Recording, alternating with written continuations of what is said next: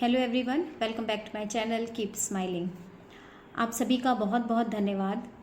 मैंने एक दिन वीडियो शेयर की थी एप्रिसिएशन पर, तो आज मैं भी उसी दिशा पे आगे बढ़ती हूँ। आप सभी लोगों को मैं बहुत अप्रिशिएट कर रही हूँ कि आप सभी खुल करके अपने व्यूज़ मेरे सामने रख रहे हैं। और आप लोगों में से बहुत सारे ऐसे लोग हैं, जब मैंने प्लांट्स वाली वीडियो शेयर की तो उन्होंने अपने प्लांट्स मेरे साथ शेयर किए, मैसेजेस भेजे। और जो यूट्यूब पर नहीं कर पाते हैं वो मुझे व्हाट्सएप पर भी उन्होंने मैसेजेस भेजे।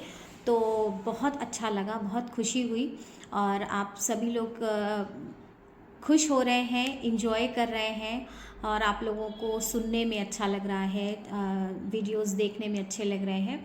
तो आप सभी का बहुत बहुत धन्यवाद। शायद एक मंच पर बोलने वाले के लिए या इस तरीके से ऑनलाइन आपके सामने आने पर खुद को जो भी व्यक्ति एक्सप्लोर करता है, कुछ चीज़ें शेयर करता है, कुछ व्यूज़ आपके सामने रखता है, तो उसकी सबसे जो मेन बात है वो यही है कि जब आप उसको रिस्पॉन्स मिलता है। तो आप सभी के इस बेहतरीन रिस्पॉन्स के लिए मैं आप सभी का बहुत बहुत धन्यवाद करती हूँ। आगे बढ़ते हैं। कल बहुत सारे लोगों ने मुझसे ये भी कहा कि वुमेंस स्टडी पर या वुमेंस डे पर आपने कुछ नहीं बोला, तो आज मैं थोड़ा सा उस पर प्रकाश डालना चाहूँगी। और आगे बढ़ने के साथ साथ आपको ये भी बताती हूँ कि लास्ट के वीडियो में आज भी आप जिनका हम लोगों ने कल सम्मान किया था, आप उन दोनों वक्ताओं की कुछ विचार आप यहाँ पर सुन सकेंगे, तो मैं लास्ट में उसको भी यहाँ पर ऐड करूँगी।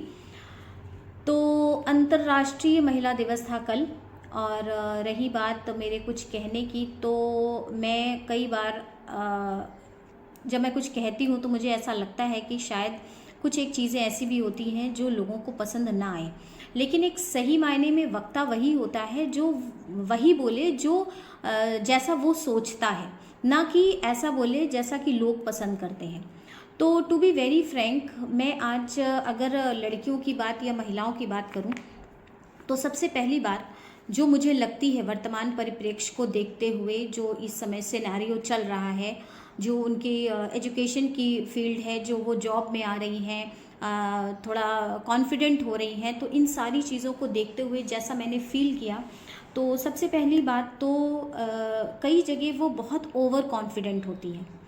तो ओवर कॉन्फिडेंट होने की ज़रूरत नहीं है, आप कॉन्फिडेंट रहिए।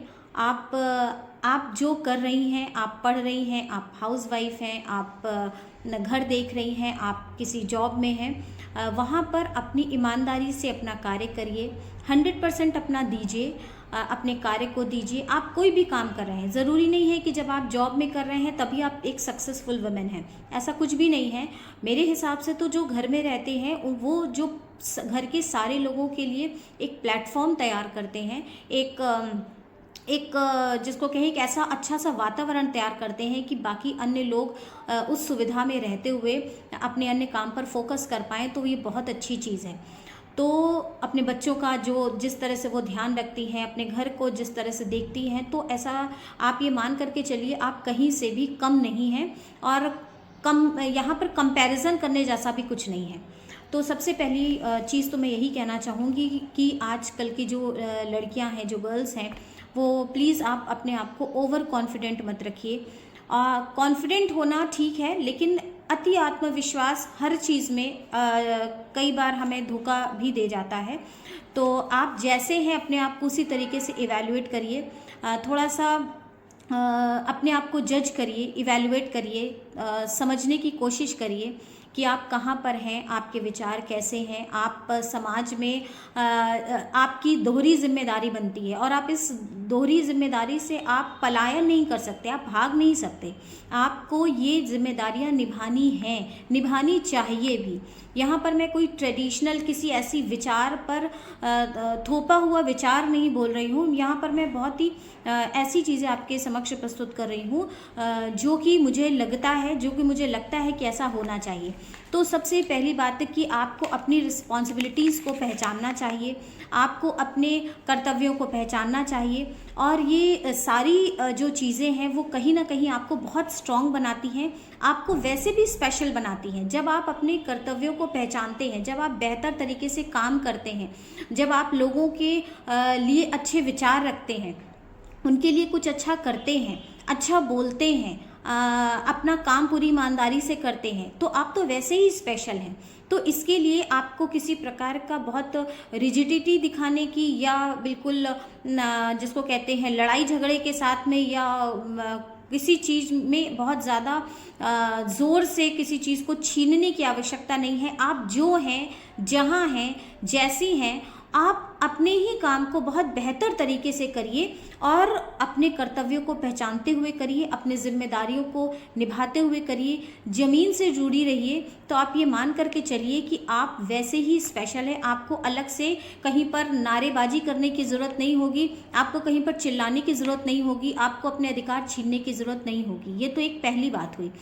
अब अगर मैंने ये बात कही तो आप में से बहुत सारे लोगों के मन में ये बात भी आ सकती है कि हमारी तो पूरी लाइफ जो है कॉम्प्रोमाइज़ेस करते बीत जाती है, या जो है हम एडजस्ट करते रहते हैं। तो देखिए, यहाँ पर मैं थोड़ा सा आपको बोलना चाहूँगी कि ऐसा नहीं होता कि हम महिलाएं हैं तो हमें एडजस्ट करना है। पुरुषों को भी बहुत सारी चीज़ें एडजस्ट करनी होती है, हमारे बच्चों को भी बहुत सारी चीज़ें एडजस्ट करनी होती है, जो बुज़ुर्ग हैं उनको भी एडजस्ट करना होता है।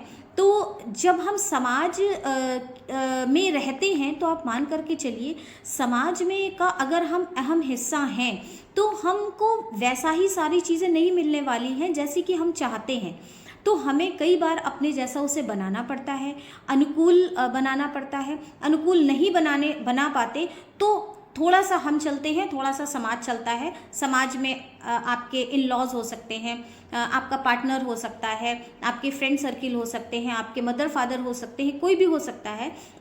तो ये बॉन्डिंग है। अगर हम ये सोचें कि मैं ही क्यों, ऐसा हमेशा मैं ही क्यों करूं, तो यहाँ पर ये जो समाज की ये जो संस्था है, ये कहीं ना कहीं डिस्टर्ब होती है और फ्रैक्शंस क्रिएट होते हैं, डिस्टर्बेंस क्रिएट होते हैं। और ये सारी डिस्टर्बेंस जो है आपकी कैपेसिटी को कम करते हैं, आपकी वर्किंग एफिशिएंसी को कम करते हैं, आपकी सोच को डिस्टर्ब करते हैं, आपके माइंड को डिस्ट्रॉय करते हैं। क्योंकि आपके पास करने को बहुत सारी चीज़ें हैं, आपके पास बहुत सारी कैपेसिटी है, आप बहुत सारे काम कर सकते हैं, फोकस्ड हो करके आप बहुत सारे काम कर सकती हैं। लेकिन जब आप इन सब छोटी छोटी चीज़ों में लग जाती हैं तो क्या होता है कि आपका जो मेन फोकस था उससे आप भटक जाते हैं। तो अब यहाँ मेन फोकस का तात्पर्य फिर से मैं यही कहूँगी, यही नहीं है कि आप किसी मल्टीनेशनल कंपनी में हैं, आप बैंक में हैं, आप प्रोफेसर हैं, आप डॉक्टर हैं, आप इंजीनियर हैं, ऐसा बिल्कुल भी नहीं है। आप जिस भी जगह पर हैं, आप अपने काम को बहुत ईमानदारी से करिए, कर्तव्यों को पूरा करिए। बच्चों को बड़ा करना, बच्चों की नर्चरिंग करना, अपने आप में आप सोच करके देखिए, शायद उससे बड़ा कोई भी काम नहीं हो सकता। तो ये जो सारी चीज़ें हैं ये आपको वैसे भी स्पेशल बनाती है। इसके लिए आपको कहीं पर भी कोई विशेष प्रयास करने की आवश्यकता नहीं होगी। तो एक तो ये बात मैं कहना चाह रही थी। और दूसरी चीज़ एडजस्टमेंट पे जो मैंने अभी शुरुआत करी और फिर दूसरी बात करने लगी। तो देखिए, एडजस्टमेंट को आप ऐसे ना समझें कि इससे आपका ईगो हर्ट हो रहा है, या आपको कोई किसी प्रकार का आप मानसिक तनाव ले करके। तो आप ये मान करके चलिए, ये दोनों की जिम्मेदारी है। चाहे हम पुरुषों की बात करें या महिलाओं की। जब भी हम महिलाओं की बात करते हैं तो एक अलग सी सभी के मन में, जब वो कुछ महिलाओं के प्रति सुनते हैं तो उनके मन में पुरुषों के लिए कुछ अलग सी फीलिंग आ जाती है, और वो ये सोचते हैं कि मतलब एक लड़ाई झगड़े वाली स्थिति है ये, तो है ना। तो ऐसा कुछ भी नहीं है। यहाँ पर मैं इक्वलिटी की ही बात कर रही हूँ, और कई मायने में तो हम इक्वल नहीं हैं, हम उनसे ऊपर हैं। ठीक है, हम उनसे ऊपर हैं। आप थोड़ा सा सोच के देखिए कि हमारे पास जो एफिशिएंसी है, हमारे पास जो स्किल है, हमारे पास जो बुद्धि है, और ये सारी चीज़ें साइंस ने प्रूव करी हैं, ये सारी चीज़ें साइकोलॉजी ने प्रूव करी हैं। तो हम कई मायने में उनसे बेहतर हैं। तो ऐसी स्थिति में अगर हम बेहतर हैं, ऐसी स्थिति में आपको ओवर कॉन्फिडेंट नहीं होना है, आपको जिसको कहते हैं, आपको ईगोसेंट्रिक नहीं होना है कि भाई मैं तो बेहतर हूँ या मेरे पास ज़्यादा कुछ है। तो ऐसी कोई भी बात नहीं है, समाज दोनों से मिल करके ही चलता है। और दूसरी बात मैं विशेष रूप से पुरुषों के लिए ये कहना चाहूँगी कि देखिए, समय बदल रहा है। एक समय वो था जब महिलाएं घर के काम करती थी, उनकी जिम्मेदारियां घर तक ही सीमित हुआ करती थी। आज वो घर से बाहर निकल रही हैं, घर के बाहर की दफ्तरों को संभाल रही हैं, चीज़ों को देख रही हैं, युद्ध के मैदान में जा रही हैं, फाइटर प्लेन उड़ा रही हैं, ठीक है। तो ऐसी स्थितियां, इसका मतलब तो कहीं ना कहीं है ना, समाज परिवर्तित हो गया। अगर समाज परिवर्तित हो गया, हमारी वैल्यूज़ चेंज हो गए, महिलाएं घर की देहरी से बाहर उन्होंने कदम निकाला और उस पर बहुत सारा काम उन्होंने करना शुरू कर दिया, तो ये आप निश्चित रूप से मान लीजिए कि यहाँ पर आपको भी थोड़ी बहुत अपनी मानसिकता को परिवर्तित करने की ज़रूरत है। आज आप अभी तक बैठ करके अगर ये सोचते थे कि सारी जिम्मेदारियां घर की महिलाओं की हैं, तो आपको अब थोड़ा सा परिवर्तित करना चाहिए। आपको भी उनका हाथ बटाना चाहिए। इसमें कहीं पर भी कोई भी ईगो नहीं आना चाहिए, किसी भी प्रकार का अहम का टकराव नहीं होना चाहिए। हाँ, समय लग सकता है, लेकिन थोड़ा सा अगर आप इस चीज़ को देखेंगे, क्योंकि अगर महिलाओं की जिम्मेदारियां बढ़ी हैं तो वो ऐसा नहीं है कि अगर वो नौकरी करती हैं या वो किसी जगह पर काम करती हैं तो वो पैसे वो अपने कुछ व्यक्तिगत स्वार्थ की पूर्ति के लिए ही खर्च करती हैं। वो आपके घर को ही बना रही हैं, बल्कि हम ये कहेंगे हम दोनों के घर को बना रही हैं। तो जब ऐसी स्थितियां हैं तो उनकी जिम्मेदारियां भी बंटनी चाहिए। अगर उन्होंने आपकी जिम्मेदारी बांटी है तो आपको उनकी जिम्मेदारियां भी बांटनी चाहिए। कई बार ऐसा भी होता है, पुरुष ये बोलते हैं कि ज़रूरत नहीं है काम करने की, मेरे घर में बहुत पैसा है, ज़रूरत नहीं है काम करने की। तो ये भी थोड़ा सा समझने की बात है। कई बार ऐसा होता है कि हम काम सिर्फ आर्थिक आधार पर ही नहीं कर रहे होते, हमारे पास सिर्फ फाइनेंशियल नीड्स ही नहीं होती। अगर हम कुछ करना चाहते हैं तो we are free to do. और सबसे बड़ी बात कि उसको भी चुनने का अधिकार है, अपने कार्य क्षेत्र चुनने का अधिकार है, अपने काम चुनने का अधिकार है, अपने डिसीजन लेने के अधिकार है। तो ये जो सारी चीज़ें हैं यहाँ पर थोड़ा सा उनको भी समझना चाहिए, सोचना चाहिए। तो ये विशेष बात थी जो आजकल की परिवर्तित होती परिस्थितियों में हम दोनों लोगों को ही समझनी होगी। पेरेंट्स के लिए स्पेशली जो माएँ हैं, मैं उनको एक थोड़ा सा सजेशन देना चाहती हूँ। और आप ये मान के चलिए, अगर मैं यहाँ पर बैठ करके कोई बात कह रही हूँ तो मैं अपने घर पर भी इस बात को पूरी तरीके से अप्लाई करने की कोशिश करती हूँ कि जो हमारे बच्चे हैं, बच्चों में स्पेशली जो लड़के हैं, जो मेल चाइल्ड है, तो उसको जो है आपने बहुत कुछ, हमारी आकांक्षाएं होती हैं कि हम उन्हें डॉक्टर बनाएंगे, इंजीनियर बनाएंगे, सीए बनाएंगे, पुलिस में भेजेंगे, फोर्स में जाएगा बच्चा मेरा।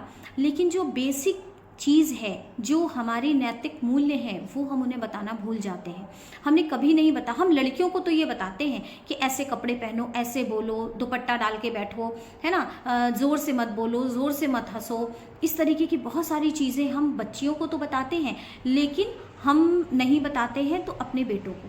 हम बेटों को कभी नहीं बताते हैं कि एक लड़की से तुम्हारा व्यवहार कैसा होना चाहिए, तुम्हारी रिलेशनशिप कैसी होनी चाहिए, तुम्हारी मित्रता है तो वो कहाँ तक सीमित होनी चाहिए, और तो और तुम्हें प्रत्येक लड़की को किस नज़र से देखा जाना चाहिए।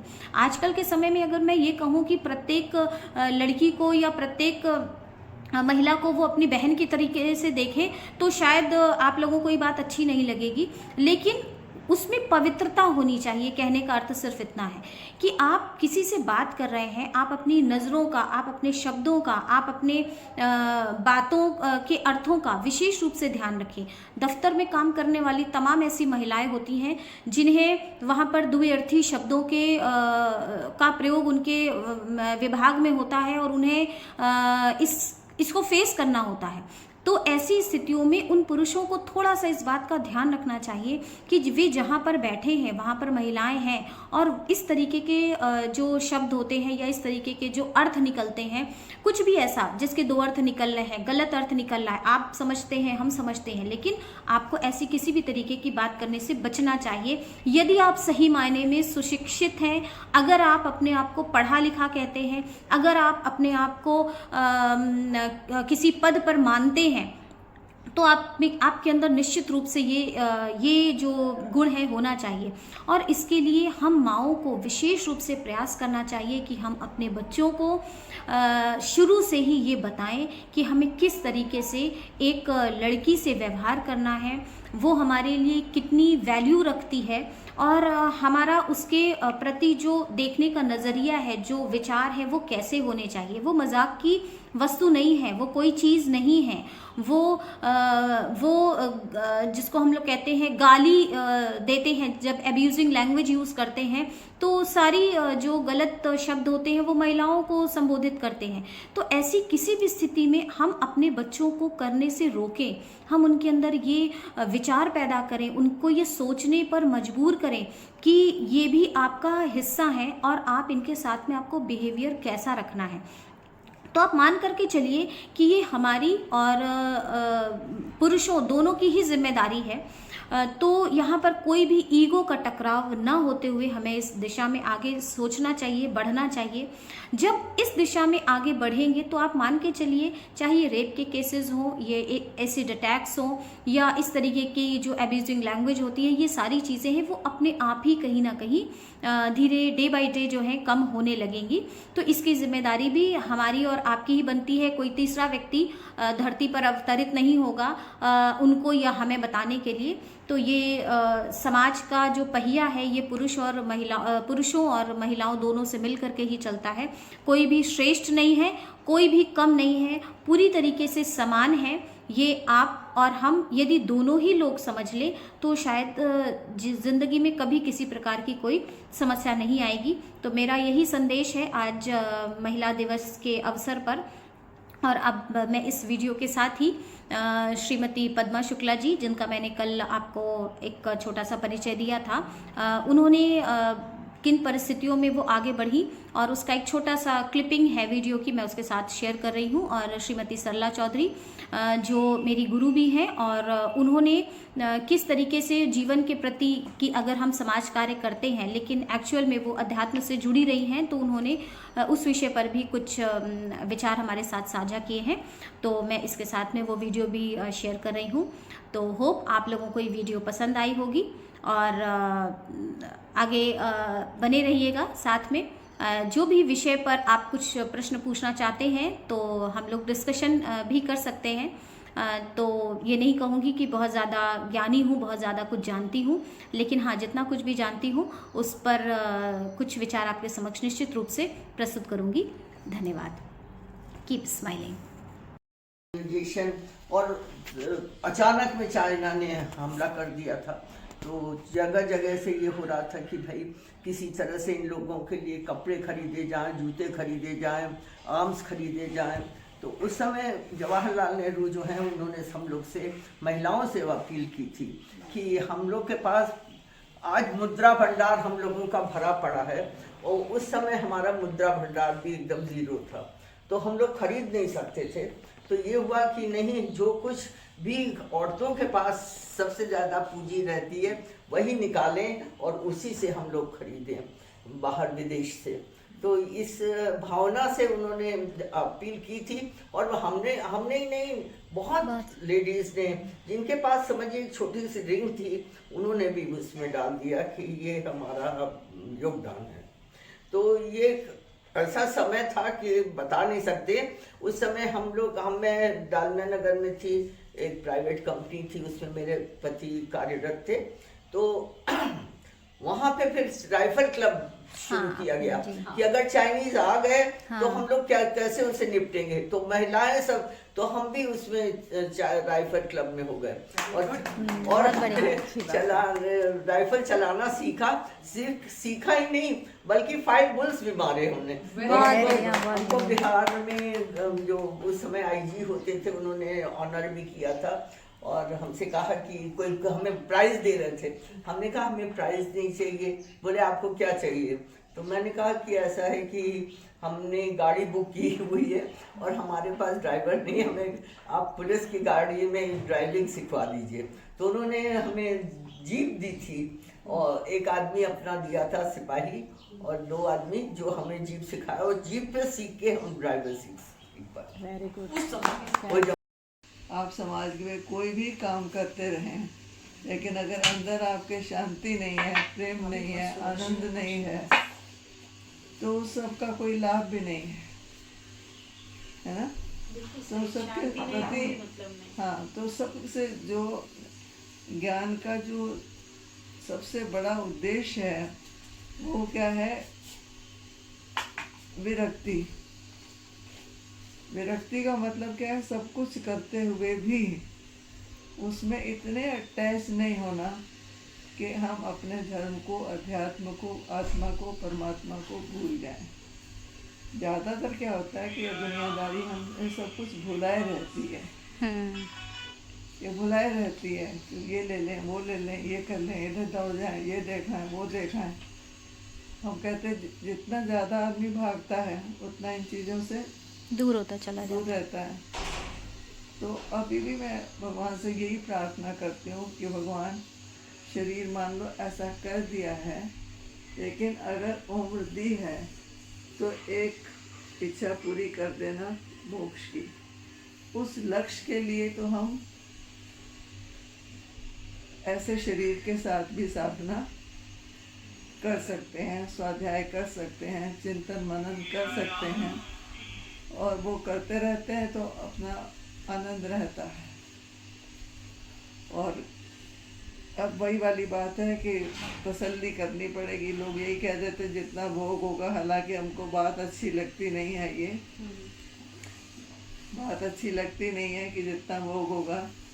लगता तो यही है कि मतलब कर्मठ ऐसे जिए तो कर्मठता से ही आगे कर्मठता हो जब तक है।